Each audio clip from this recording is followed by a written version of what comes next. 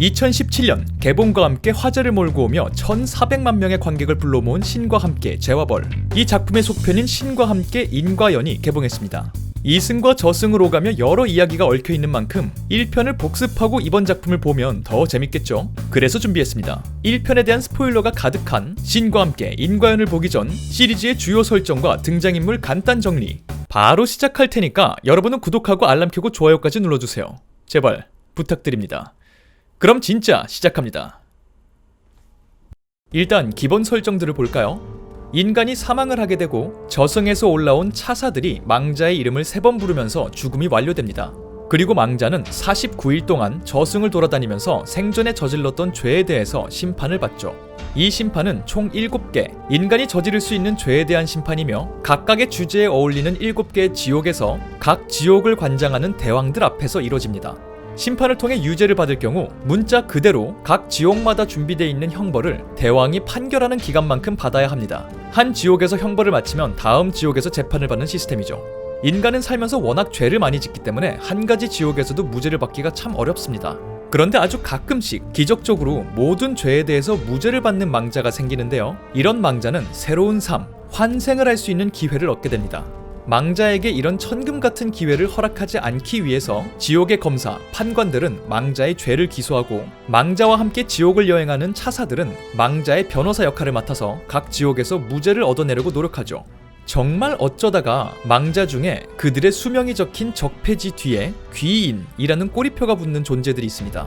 이건 정의로운 망자라는 뜻인데요. 삶과 죽음의 과정에서 귀인이라고 불릴만 했기 때문에 7개의 지옥 중에서 아예 기소를 당하는 일조차 없이 프리패스를 하는 일들도 생깁니다. 그러니까 당연히 환생할 가능성이 절대적으로 높은 존재들이겠죠. 이런 귀인들은 차사들에게는 제일 편한 고객이며 판관들에게는 승진을 위해서 반드시 유죄 판결을 선고하고 싶은 대상입니다.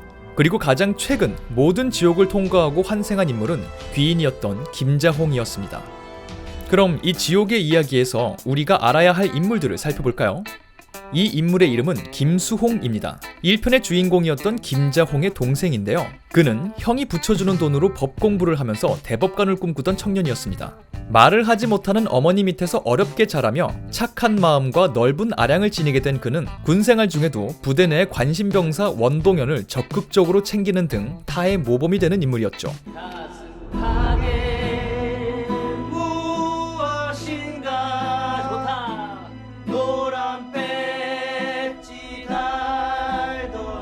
하지만 어느 날 밤 관심병사 원동현과 초소 근무를 서던 그는 원동현의 실수로 발사된 총알을 맞고 쓰러집니다.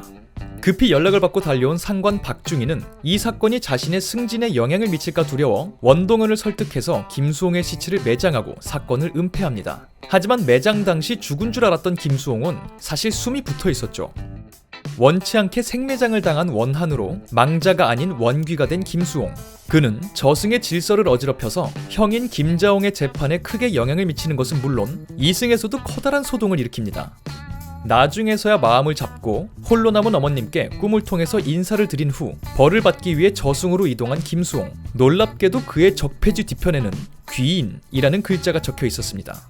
이 김수홍 때문에 저승에서 고생을 했던 건 물론 김자홍의 재판을 돕던 3명의 저승 차사들인데요. 이들은 무려 1000년 전 이승에서 사망한 뒤 가족들 간의 죄를 심판하는 천륜지옥의 담당이자 대왕 중의 대왕, 염라대왕과의 계약을 통해 1000년 동안 저승 차사로 활동하면서 총 49명의 망자를 환생시키면 차사들 본인도 원하는 모습으로 환생시켜주겠다는 약속을 받아낸 상태입니다. 1편에서 환생했던 김자홍이 이들의 48번째 환생자였죠.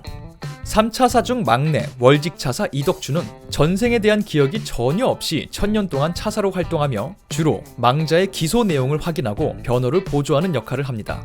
여린 심성을 가진 이덕주는 긍정적이고 따뜻한 마음씨로 망자들에게는 늘 위로와 희망을 주는 존재죠.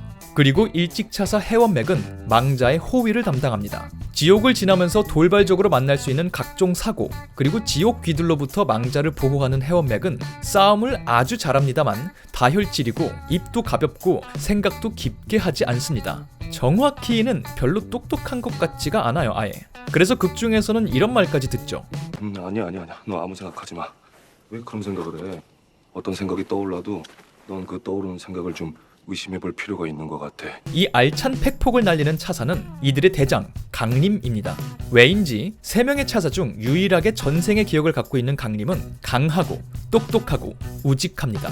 하지만 어쩐 일인지 김수홍에게는 유독 신경을 써주는 모습을 보이는데요. 원귀는 발견 즉시 그 영혼을 소멸시켜야 하는 저승법을 어기면서까지 원귀와 말을 섰고요. 역시 발견 즉시 불태워야 하는 김수홍의 시체도 인간들이 발견할 수 있게 도우려고 하기까지 하고요. 심지어 도와주면 순순히 저승으로 가겠다는 김수홍의 말을 듣고는 차사는 이승의 일에 영향을 미치면 안 된다는 법까지 아무렇지도 않게 어겨가면서 죄책감에 휩싸여 목숨을 끊으려는 원동현을 구해주기도 합니다.